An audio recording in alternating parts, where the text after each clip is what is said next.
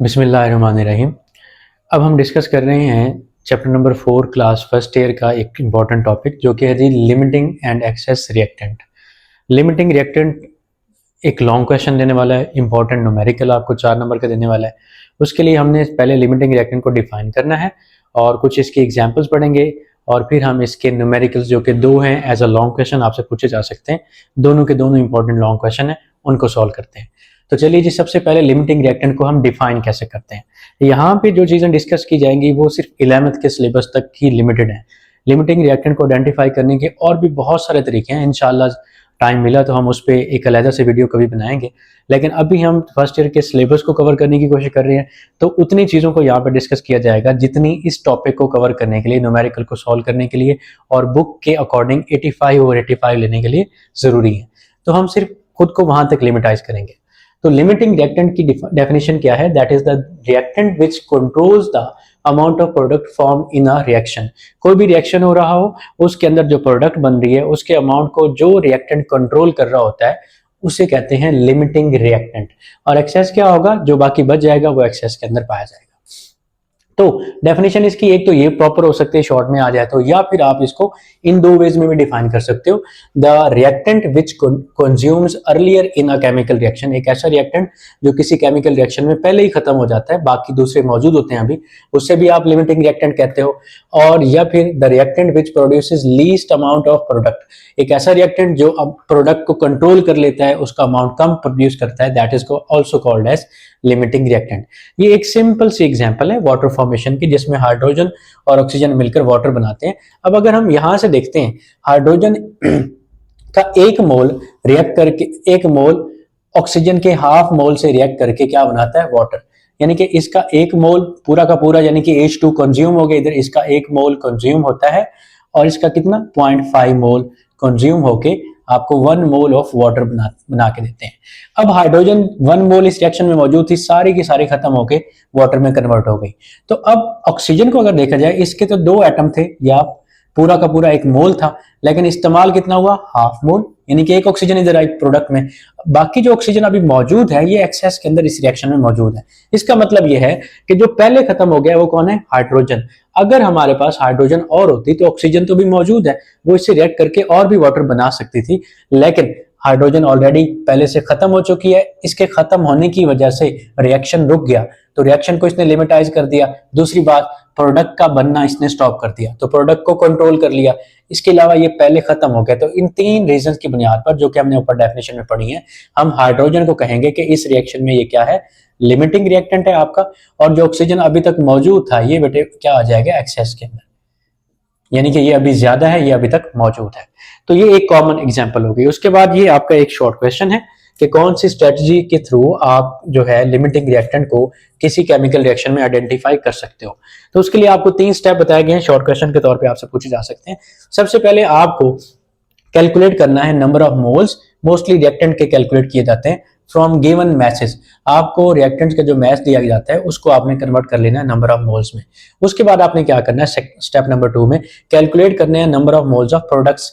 कैसे कैलकुलेट करेंगे? जब आपको रिएक्टेंट के मोल्स मिल जाएंगे, आप बैलेंस केमिकल इक्वेशन को यूज करते हुए प्रोडक्ट के मोल्स भी निकाल सकते हो। अभी हम उस इक्वेशन में निकालेंगे।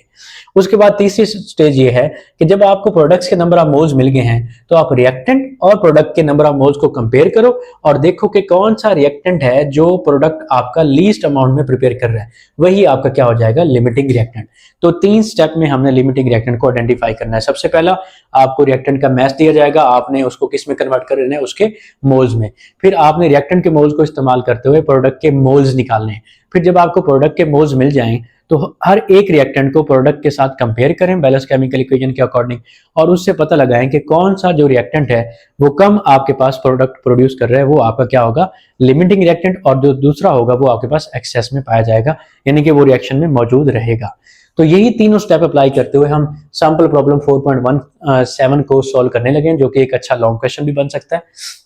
इसमें बताया गया कि अमोनिया रिएक्ट करती है कॉपर ऑक्साइड के साथ और आपको नाइट्रोजन गैस, कॉपर और वाटर मिलता है।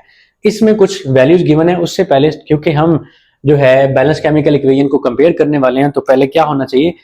केमिकल इक्वेशन क्या होनी चाहिए? बैलेंस होनी चाहिए। तो बैलेंस कर लेते हैं जी। बैलेंस करने के लिए देखें, अमोनिया इधर अमोनिया में नाइट्रोजन 1 है, उधर नाइट्रोजन 2 है, तो आप यहाँ पे इसको 2 से मल्टीप्लाई कर दो। फिर हाइड्रोजन की तरफ आते हैं, हाइड्रोजन यहाँ 6 है इस साइड पे, और इधर हाइड्रोजन कितने 2 हैं, तो आप इसको 3 से मल्टीप्लाई करो। कॉपर ऑलमोस्ट बैलेंस है, ऑक्सीजन 3 है उस साइड पे और ऑक्सीजन इस साइड पे बैलेंस नहीं है।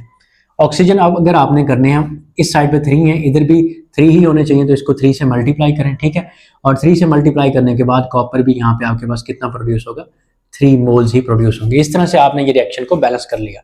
तो आपने सबसे पहले मेक श्योर करना है कि केमिकल इक्वेशन बैलेंस हो चुकी है। अब जो सैंपल प्रॉब्लम की स्टेटमेंट में आपको डाटा गिवन है वो ये है कि अमोनिया का आपके पास मैस है 1.81 ग्राम, इसका मोलर मैस है 17 ग्राम, ये आपको इक्वेशन स्टेटमेंट में दिया गया है। अब अगर आप बुक में देखेंगे तो यहाँ पे 1.81 है, आगे जब पुट किया जाएगा तो इसमें इसकी वैल्यू चेंज होकर ऑलमोस्ट उन्होंने 18.1 लिखी है, या तो स्टेटमेंट में 18.1 है या नीचे जो फार्मूला है उसमें पुट की गई है 1.81। ये दोनों देख लीजिएगा।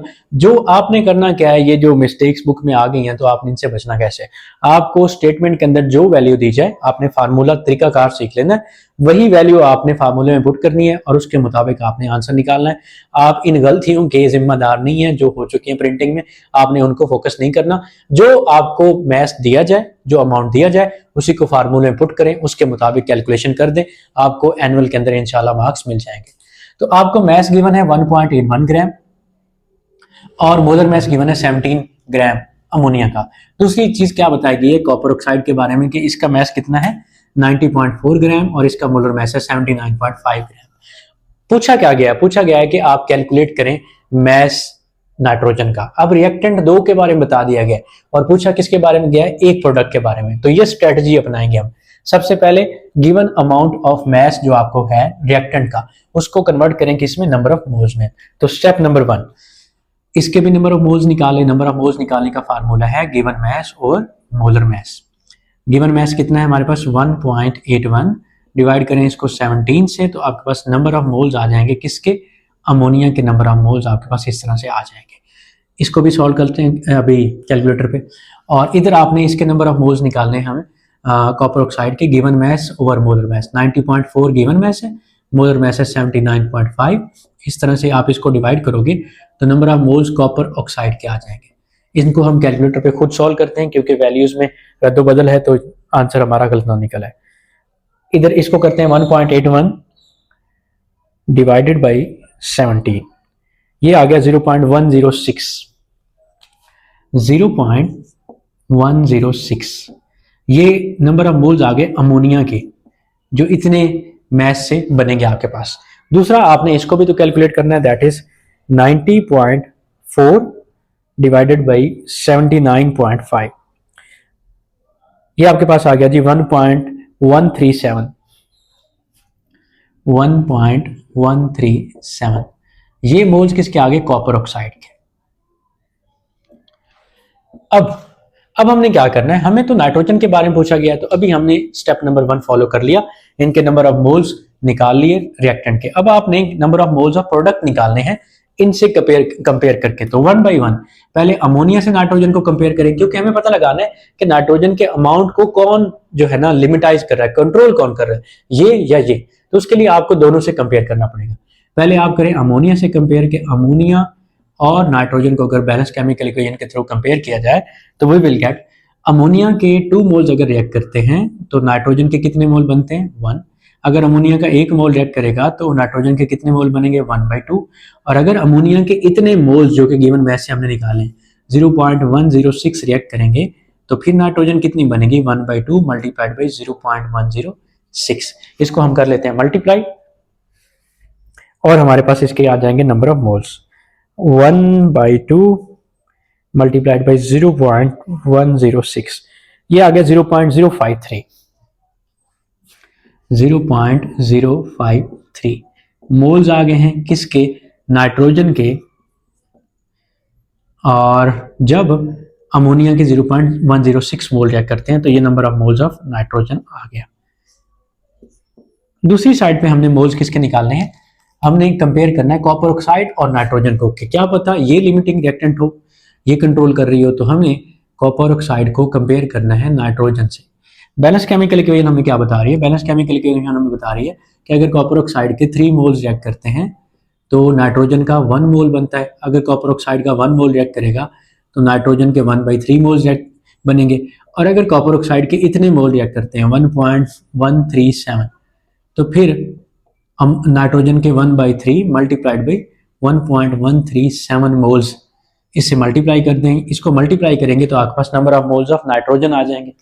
तो इसको हम कर लेते हैं जी। We have 1.137 multiplied by 1/3, 0.39।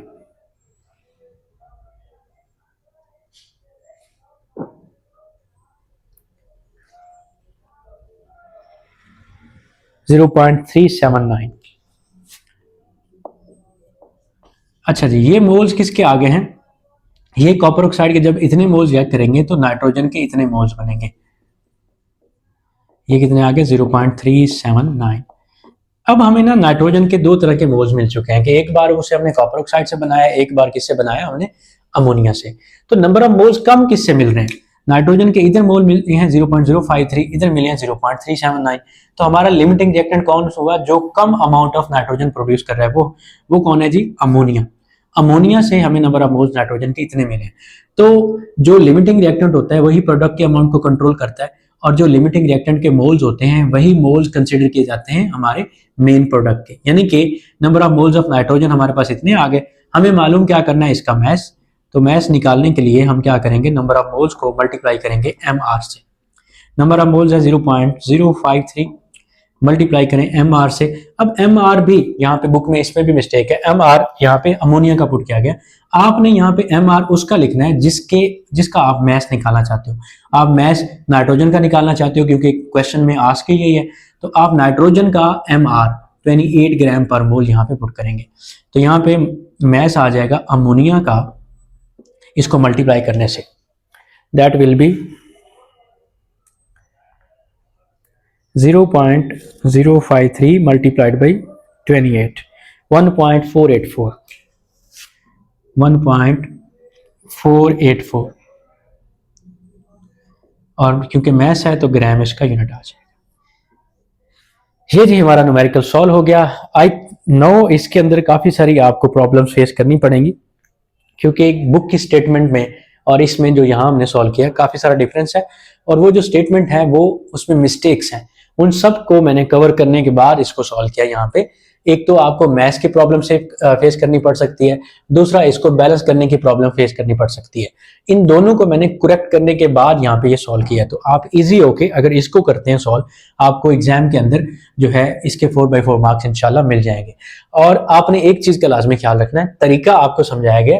अगर यहाँ पे इसका मैथ्स 1.81 है, स्टेटमेंट में गिवन 1.81 हो तो आपने 1.81 पुट करना है। अगर स्टेटमेंट में 18.1 हो आपने 18.1 पुट करना है। इसका ख्याल रखना है, इसको रटना नहीं है। वैल्यूज चेंज हो सकती हैं, यानी कि मैथ्स अगर चेंज होगा तो नंबर ऑफ मोल्स भी चेंज हो जाएंगे।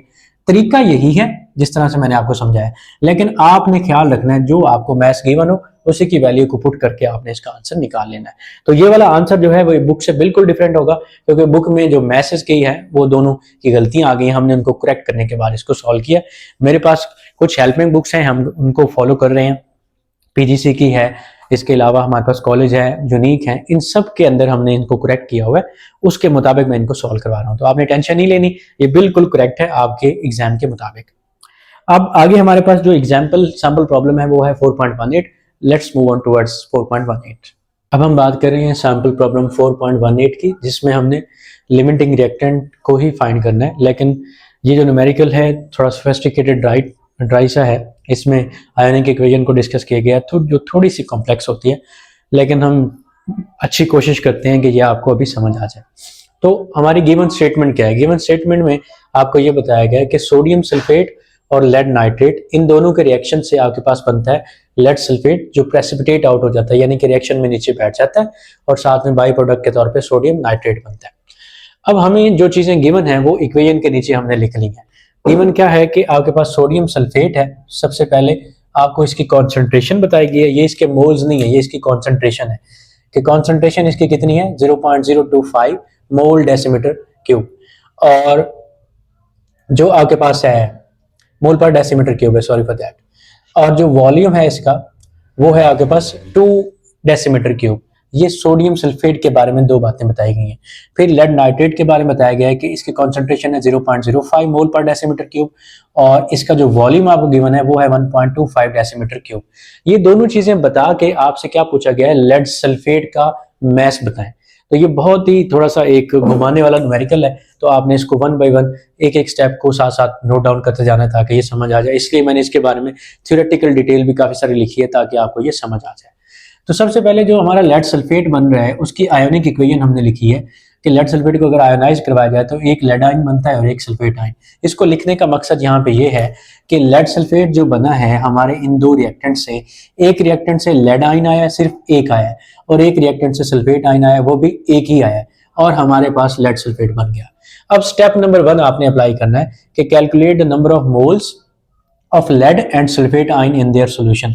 ये जो आपको कॉन्सेंट्रेशन वॉल्यूम बताया गया है, तो जो मिक्सचर आपके पास सॉल्यूशन बना है लेड सल्फेट, उसके आयंस कितने हैं, उनके मोल्स अगर हमें पता चल जाए तो फिर हम उन दोनों को कंपेयर करेंगे, लिमिटिंग रिएक्टेंट को फाइंड करेंगे और फिर लेड सल्फेट का मैस फाइंड कर लेंगे। ये हमारा रोड मैप है। तो स्टेप नंबर 1 में हम number of moles of lead और सल्फेट फाइंड करने लगे हैं। तो पहले आपने लिखना है कि गिवन कॉन्सेंट्रेशन जो कि है हमारे पास 1 मोल, अगर बैलेंस केमिकल इक्वेशन में देखा जाए, हम पहले बात करें लेड नाइट्रेट की। 1 mole of lead nitrate contains lead ion. अगर हम इसको आयोनाइज करवाते हैं लेड नाइट्रेट को, तो इसके अंदर लेड आयन सिर्फ एक ही होगा। 1 mole of lead nitrate contains lead ions 1 mole, यानी कि अगर आप इसका 1 मोल आयोनाइज करवाओगे तो लेड आयन जो इसके अंदर से बनेगा वो भी 1 ही होगा। और अगर जितनी कॉन्सेंट्रेशन हमें लेड नाइट्रेट की दी गई है ये वाली 0.05 mole per decimetre cube of lead nitrate, इनके अंदर कितने लेड आयन होंगे वो आपके पास, अगर इसके 1 मोल था तो इसका भी 1 था, अगर इसके 0.05 मोल पर डेसीमीटर क्यूब लेंगे तो इसके भी 0.05 मोल पर डेसीमीटर क्यूब ही कॉन्सेंट्रेशन आएगी। एक तो बात ये, लेड आयंस की कॉन्सेंट्रेशन हमें पता चल गई। अब जब हमें कॉन्सेंट्रेशन पता होती है तो हम आसानी से नंबर ऑफ मोल्स निकाल सकते हैं। Number of moles of lead ion निकालने के लिए हम फार्मूला लगाएंगे कॉन्सेंट्रेशन इनटू वॉल्यूम। कॉन्सेंट्रेशन हमें बता दी गई है वो है 0.05। वॉल्यूम हमने कौन सा पुट करना है, वॉल्यूम हमने ये वाला, लेड नाइट्रेट का कितना वॉल्यूम है, दैट इज 1.25। इसको हम करेंगे मल्टीप्लाई, हमारे पास क्या आ जाएगा, number of moles of lead ion आ जाएंगे। हम इसको कर रहे हैं multiply 0.05 multiplied by 1.25, that comes out 0.0625 0.0625 moles. ये किसके आ गए हैं जी, लेड आयन के मोल आ गए हैं जो हमारे गिवन सॉल्यूशन के अंदर मौजूद हैं। स्टेप नंबर 1 हो गया। स्टेप नंबर 2, इसी चीज को जिस तरह हमने यहाँ अप्लाई किया है अब हमने सल्फेट आयन के लिए अप्लाई करना है। सल्फेट आयन कहाँ से आ रहे हैं, सोडियम सल्फेट से। तो हम बैलेंस केमिकल इक्वेशन को देखते हुए बताएंगे कि 1 mole of sodium sulphate contains sulphate ion. 1 mole of sodium sulphate में कितने सल्फेट आयंस निकलते हैं, तो इसमें से एक ही सल्फेट आयन निकलता है, इसका भी 1 मोल हो गया। और अगर सोडियम सल्फेट की जो कॉन्सेंट्रेशन हमें गिवन है ये वाली, इतनी डिसॉल्व की जाए तो वो कितना सल्फेट आयन प्रोड्यूस करेगी, 0.025 मोल per decimetre cube of sodium sulphate contains sulphate ion, वो भी 0.025 ही प्रोड्यूस करेगी। इसका मतलब हमें कॉन्सेंट्रेशन मिल गई किसकी, सल्फेट आयन की। तो हम क्या करेंगे, सल्फेट आयन के नंबर ऑफ मोल्स निकालेंगे। सल्फेट आयन के नंबर ऑफ मोल्स निकालने के लिए हम क्या करेंगे, कॉन्सेंट्रेशन इनटू वॉल्यूम लिखेंगे यहाँ पे, कॉन्सेंट्रेशन इनटू वॉल्यूम। कॉन्सेंट्रेशन कितनी है 0.025, वॉल्यूम हमें जो दिया गया है सोडियम सल्फेट का वो यहाँ पे पुट करेंगे। सोडियम सल्फेट का वॉल्यूम है 2, इसको हम करेंगे मल्टीप्लाई 2 से, हमारे पास क्या आ जाएगा, number of moles of sulphate ion आ जाएंगे। तो number of moles of sulphate ion निकालने के लिए हम क्या करेंगे, 0.025 मल्टीप्लाइड बाई 2, 0.05 आ गया। ये मैं एक एक स्टेप कैलकुलेटर पे इसलिए करता हूँ ताकि आप लोग भी इस चीज को समझो कि कैलकुलेटर पे करना बहुत जरूरी है। थोड़ी सी माइनर से मिस्टेक हुई नहीं कि आपका पूरा न्यूमेरिकल का आंसर गलत हो गया। सल्फेट आयन के हमारे पास नंबर ऑफ मोल्स आ गए 0.05। अब हमारा जो प्रोडक्ट बन रहा है वो केमिकल इक्वेशन को अगर देखें तो इस तरह से बन रहा है, लेड और सल्फेट दोनों के मिलने से लेड सल्फेट बन रहा है। अब हमने क्या करना है, कंपेयर करना है लेड को भी और सल्फेट को भी, और देखना है कि लेड सल्फेट के अमाउंट को कंट्रोल कौन कर रहा है, लिमिटिंग रिएक्टेंट को आइडेंटिफाई करना है। तो उसके लिए 1 by 1 पहले इससे कंपेयर करें फिर इससे। तो पहले हमने लेड से कंपेयर किया। Lead ion balance chemical equation हमें बता रही है कि लेड आयन अगर एक रिएक्ट करता है, ये आयोनिक इक्वेशन लिखी है, नेट इक्वेशन आपके पास यहाँ। इसी के अंदर से हमने सिर्फ उन रिएक्टेंट्स को डिस्कस किया है जो हमारा मेन प्रोडक्ट बना रहे हैं। तो lead ion balance chemical equation में अगर एक इस्तेमाल हो रहा है तो लेड सल्फेट भी एक ही बन रहा है। और अगर लेड के नंबर ऑफ मोल्स जो हमने यहाँ पे फाइंड किए 0.0625, इतने मोल रिएक्ट करते हैं तो लेड सल्फेट कितना बनेगा 0.0625। तो यहां से हमारे पास क्या आ गया, number of moles of lead sulphate आ गए जब वो लेड से बन रहा था 0.0625 आ गए। एक तो आ गया नंबर ऑफ मोल्स ये वाले। दूसरा सल्फेट आयन से क्या पता है, ये हमारा लिमिटिंग रिएक्टेंट हो, तो sulphate ion balance chemical equation में अगर हम एक इस्तेमाल करते हैं तो लेड सल्फेट कितना बन रहा है एक। अगर हम सल्फेट आयन इतने इस्तेमाल करें उसके मोल 0.05, तो फिर लेड सल्फेट कितना बनेगा 0.05। अब number of moles of lead sulphate हमारे पास दूसरे आ गए जो कि हैं जी कितने 0.05। अब दोनों में से हमने ये आइडेंटिफाई करना है कम कौन है। यहाँ पे है 0.0625, वहां पे है 0.05। इसका मतलब ये हुआ कि ये वाले मोल्स कम बन रहे हैं, तो हमारा लिमिटिंग रिएक्टेंट कौन है, सल्फेट आयन हो गया। ठीक है जी। तो अब हमें अल्टीमेटली क्या मिल गया, number of moles of lead sulphate मिल गए। अब नंबर ऑफ मोल्स पता हो तो क्या हम मैस निकाल सकते हैं, बिल्कुल निकाल सकते हैं। Mass will be equal to number of moles multiplied by MR। ठीक है, मोलर मैस। ठीक है, लेड सल्फेट के नंबर ऑफ मोल्स हमारे पास कितने हैं 0.05, मल्टीप्लाई करेंगे molar mass of lead sulphate से। अगर गिवन होगा तो वेल एंड गुड है, नहीं तो आपने इसको याद करना है जो कि ये है 303.3। इसको याद कर लें, मैं सजेस्ट करूंगा तो ज्यादा अच्छा होगा, क्योंकि लेड का मैस अलग से याद करें, सल्फर का अलग से वो जरा मुश्किल हो जाएगा। मैस ऑफ लेड सल्फेट जो कि हमारा अल्टीमेट टॉपिक, अल्टीमेट हमारे लिए एक चैलेंज बन गया था। तो मैस ऑफ लेड सल्फेट जो बनेगा, इसको मल्टीप्लाई करने से हमारे पास आ जाएगा 0.05 multiplied by 303.3, that will comes out 15.16 ग्राम। ये जी हमारा इस न्यूमेरिकल का आंसर आ गया। इसको एक बार वीडियो देखने से या एक बार अपने हाथों से करने से बिल्कुल मत समझिएगा कि आपको आ गया। कोशिश करें इसको 2 to 3 टाइम्स अपने हाथों से राइट करें, चीज़ों को समझें। वीडियो को दोबारा आप रिवर्स करके भी देख सकते हैं, ये आपके पास अच्छे मौके हैं, इनसे फ़ायदा उठाएं। तो इंशाल्लाह जो जब आप 2 से 3 बार इसको कर लोगे तो ये आसानी से आपको याद रहेगा। इस न्यूमेरिकल के लॉन्ग क्वेश्चन के तौर पे आने के चांसेस हैं, तो आपने इसको एज इट इज़ याद कर लेना है। लास्ट न्यूमेरिकल हम डिस्कस करते हैं लिमिटिंग रिएक्टेंट का, जो कि है जी हमारे पास सैंपल प्रॉब्लम 4.19।